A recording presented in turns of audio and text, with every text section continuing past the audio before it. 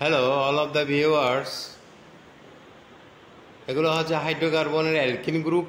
হাইড্রোকার্বনের মধ্যে তিনটে গ্রুপ থাকে, অ্যালকেন, অ্যালকিন এবং অ্যালকাইন।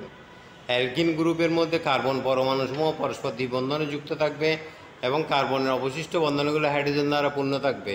অ্যালকিনের প্রথম যৌগ হচ্ছে ইথিন, এক নাম্বার হচ্ছে ইথিন, এরপর প্রোপিন, এরপর বিউটিন, এরপর হচ্ছে পেন্টিন।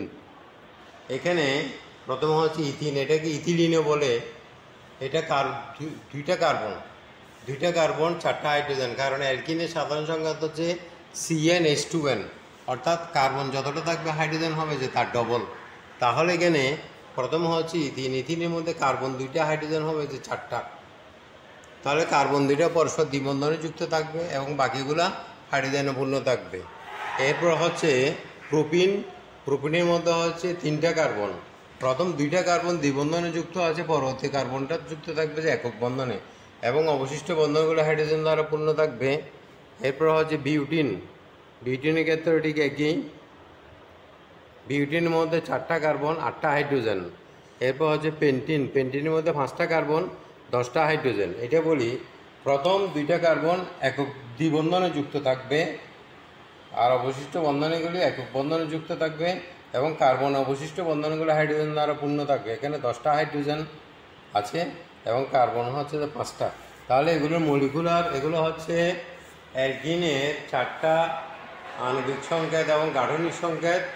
এগুলোর মলিকুলার বন্ডগুলো আমি দেখাচ্ছি এখানে, কিভাবে মলিকুলার বন্ডগুলো তৈরি হয় মডেল দিয়ে, সেগুলো দেখাবো আবার আজকে।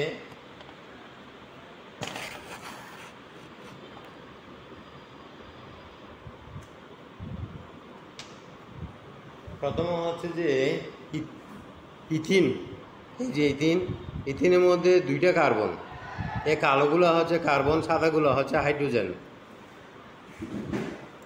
কার্বন হচ্ছে কালোগুলা আর হাইড্রোজেন হচ্ছে সাদাগুলা। দুইটা কার্বন পরস্পরের সাথে দ্বিবন্ধনে যুক্ত আছে এবং এই কার্বনের অবশিষ্ট দুইটা বন হাইড্রোজেন দ্বারা পূর্ণ, সাদা বলগুলো হচ্ছে হাইড্রোজেন। আর এই কার্বনের অবশিষ্ট দুইটা বন হাইড্রোজেন দ্বারা পূর্ণ আছে। এরপর হচ্ছে প্রোপিন, প্রোপিনের মধ্যে হচ্ছে তিনটা কার্বন।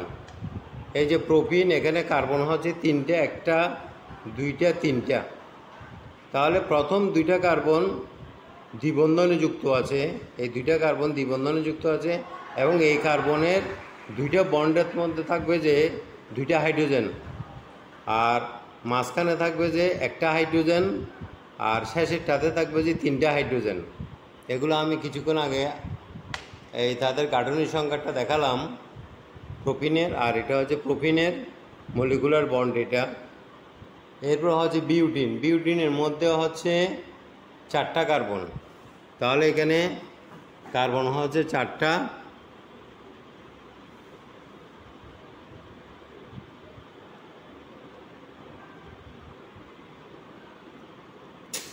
এগুলো আসলে সবগুলো একসাথে বানানো যায় না, একটা ভেঙে আরেকটা বানাতে হয়।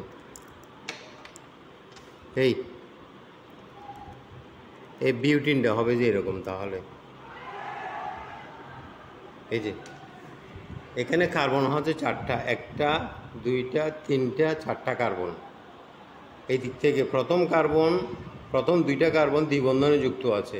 প্রথম কার্বনের সাথে দুইটা হাইড্রোজেন, দ্বিতীয় কার্বনের সাথে একটা হাইড্রোজেন, তৃতীয় কার্বনের সাথে আবার দুইটা হাইড্রোজেন, এই যে দুইটা হাইড্রোজেন, আবার চতুর্থ কার্বনের সাথে হচ্ছে তিনটা হাইড্রোজেন, বিউটিন। এটা হচ্ছে বিউটিনের মলিকুলার বন্ড এরকম। এরপর হচ্ছে যে পেন্টিন, পেন্টিনের মধ্যে হচ্ছে পাঁচটা কার্বন থাকবে, একটা, দুইটা,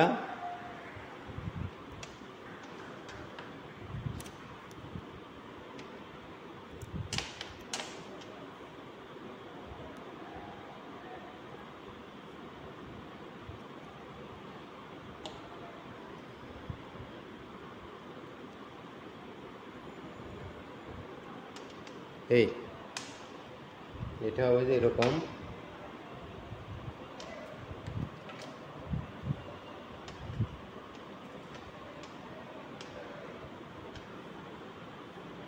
এই যে এটা হচ্ছে যে পেন্টিন। আমি বলি পেন্টিনের মধ্যে হচ্ছে যে আমাদের পেন্টিনের মধ্যে 5টা কার্বন, পুরোটা দেখাচ্ছি। একটা, এই যে এখান থেকে 1টা 2টা 3টা 4টা 5টা। আচ্ছা, এখানে প্রথম 2টা কার্বন দ্বিবন্ধনে যুক্ত আছে, এই কার্বন এটা 2টা কার্বন দ্বিবন্ধনে যুক্ত আছে। প্রথম কার্বনের সাথে হচ্ছে 2টা হাইড্রোজেন, দ্বিতীয় কার্বনের সাথে হচ্ছে 1টা হাইড্রোজেন, তৃতীয় এবং চতুর্থ কার্বনের সাথে 2টা করে হাইড্রোজেন। এই যে তৃতীয় কার্বন এবং চতুর্থ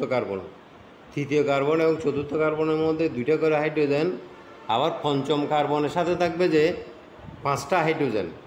এই 5টা হাইড্রোজেন এগুলো হচ্ছে অ্যালকিনের ইথিন, প্রোপিন, বিউটিন এবং পেন্টিনের মলিকুলার বন্ড। এগুলো মডেল দিয়ে দেখালাম। আগামীতে দেখাবো অ্যালকাইনের কয়েকটা যৌগের মলিকুলার বন্ড দেখাবো আগামীতে। ওকে, সবাইকে অনেক ধন্যবাদ।